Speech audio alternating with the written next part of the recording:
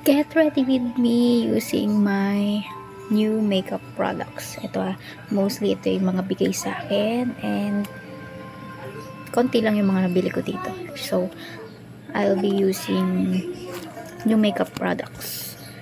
Tingnan mo naman, oh. Tingnan mo naman, di ba? So, mag-get ready with me ako ngayon kasi ako ay may mahalagang pupuntahan. Kasi yung phone ko, yung back cam niya, kapag nagvi-video ko, nagsishake siya, so papacheck up ko yung phone ko. Ako ay mag-vita shape muna. Ito talaga yung effect ng na-maintain niya yung body shape ko, na-enhance niya yung butt, even yung ano ko, diba, na-enhance. Papansin din ng iba na parang medyo umaano-ano ka. Kasi nagbibigay rin siya ng glow sa body. Hindi lang siya basta pang enhance ng body shape mo. Nagbibigay din siya ng glow sa iyong katawan. Saka marami siyang health benefits. And safe na safe siyang inumin since FDA approved po ito. Okay, mag-i-skincare muna and skin prep. Gagamitin ko itong rejuvenating set by Sugar Dolls Skin. Nabubulol. After ng sabon, itong Fresh Glow Essence ang una kong ina-apply. And then, yan, pati sa leeg para naman magpantay, diba? Itong morning skin screen gel. Nakakabulol yung mga names nila or sadyang bulol lang ako. For my makeup base, ito, gagamitin ko to, diba bagong-bago pa, hindi ko pa siya nagagawa ng video, ng unboxing video, ng unpacking video, para, what if gawan ko muna? Wag na, ito na lang i-video ko mamaya, pag uwi. Tinamad.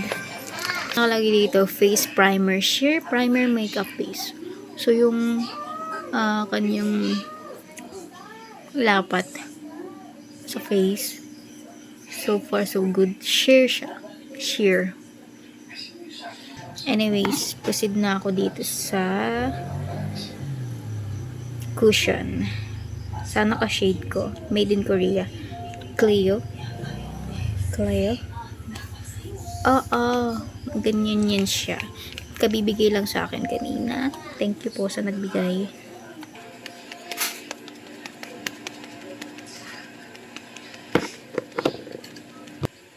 Alam ko maganda yung lapat kasi mukha ko lang talaga yung pangit.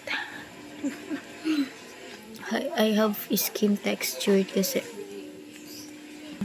I don't have new eyebrow product. Gamitin ko na lang tong luma. Ashley Waterproof Brow Powder. Pagka-blend at ere na nga ang bago kong biniling product. Itong Ashley Shine na Highlight and Contour Dual-Ended Pen. Ito yung concealer pang highlight. Nanonood sila MMK.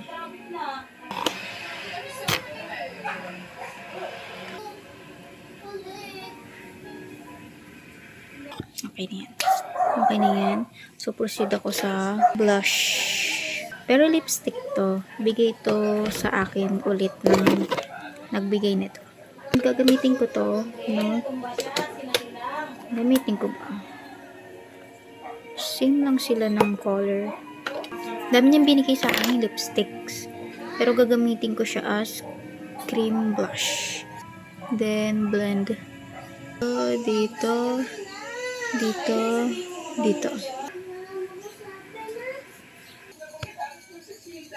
Here. Then, ito na. Yung bago kong eyeshadow. Single eyeshadow.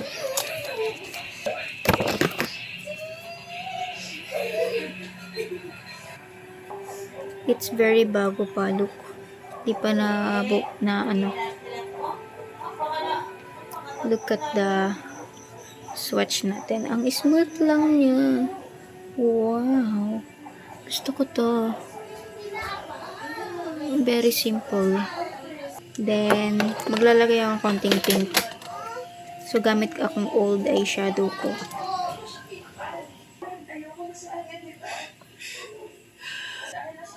AQ, so